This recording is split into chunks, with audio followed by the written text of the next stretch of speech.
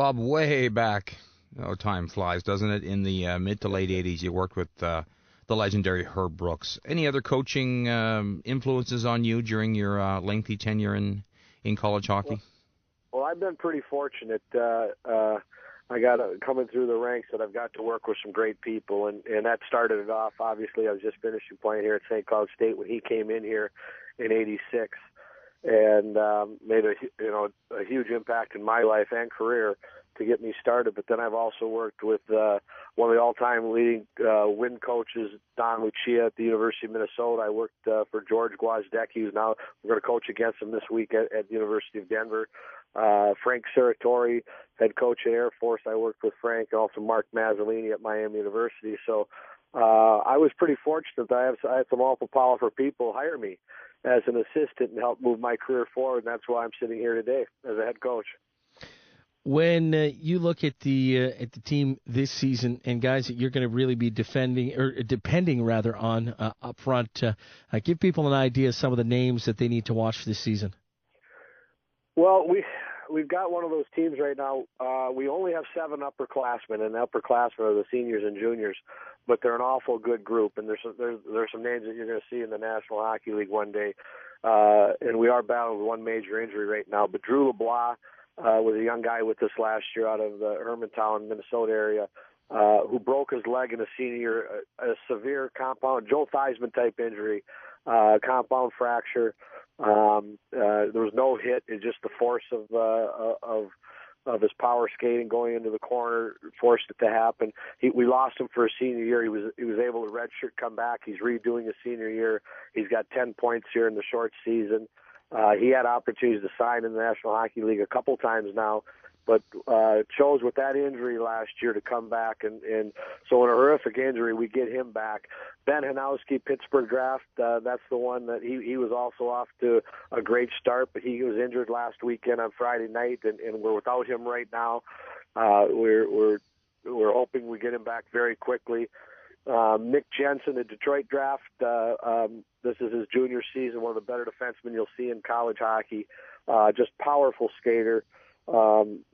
Fierce defender, and he wills himself to get points at a high level here, and he has the attention. And we do have a pretty good inkling this could be his last year in college hockey, and that's just what happens when you get great players coming through.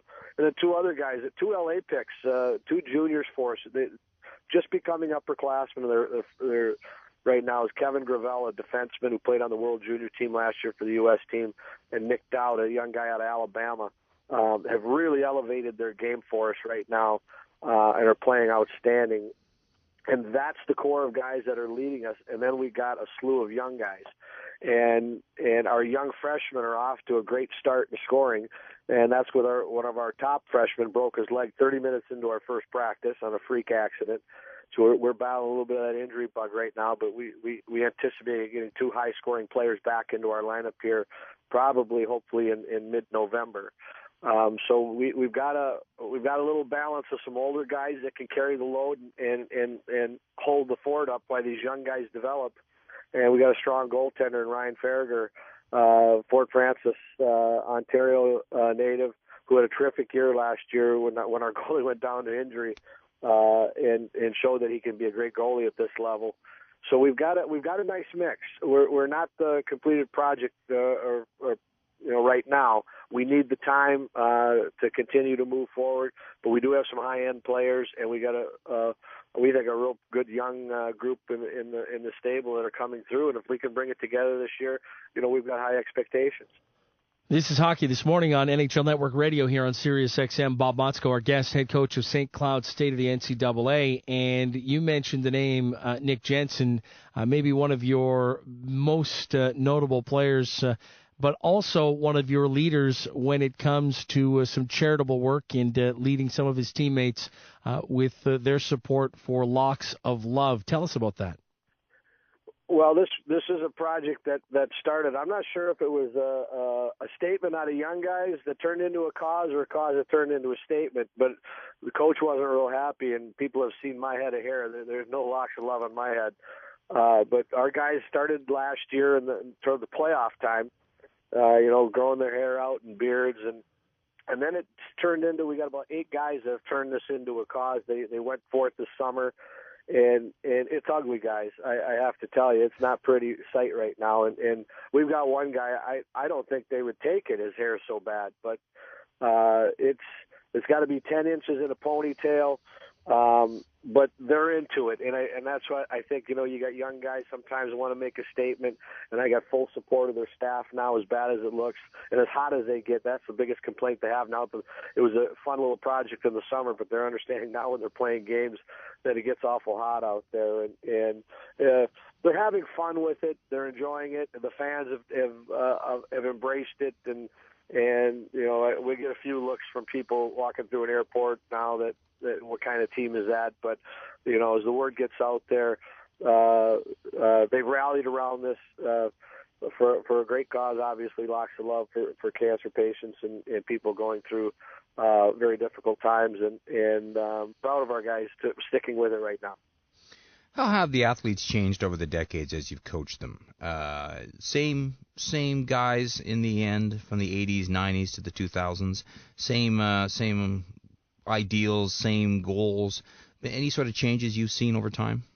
Yeah, there have been. I think we all do realize it, and thank goodness there's still a core of young guys that are the same. That I think that fabric of a competitive athlete that can take criticism, and I don't still mean it from a coach, but from maybe a bad night or a tough weekend, and they can throw it off and bounce back, and you've got to have, if you've got a slew of those guys in your program, you can stand strong.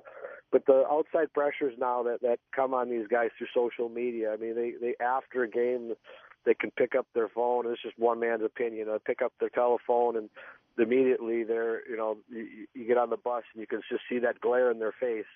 That never happened. And, for an hour they're on it. And, there's criticism at times, how bad they may have played. They get criticism from home more than I've ever seen.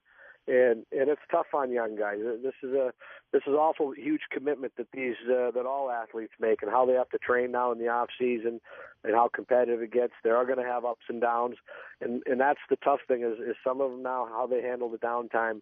They seem to take it more personal because I think they're getting it from more avenues now of being told how down they are at that moment, and we find ourselves having to coach through that now and try to keep people positive. Because I think they just have too many avenues of negativity to come at them, and that's just the nature of the beast. We all have to deal with it, and it's unfortunate, I do believe, because they, for the most part, they want to give their all, but they do have to deal with some of that negative criticism that I think they have too many avenues that it reaches them right now. Bob, good luck this weekend. Safe travels. We appreciate you dropping by and talking a little hockey with us this morning. Well, guys, I sure appreciate letting St. Cloud State have a little time on the air. Thank you. Bob Motzko, the head coach of St. Cloud State of the NCAA. Have you seen their logo? It is the C from the Montreal Canadiens logo and an ST in the middle. So St. Cloud.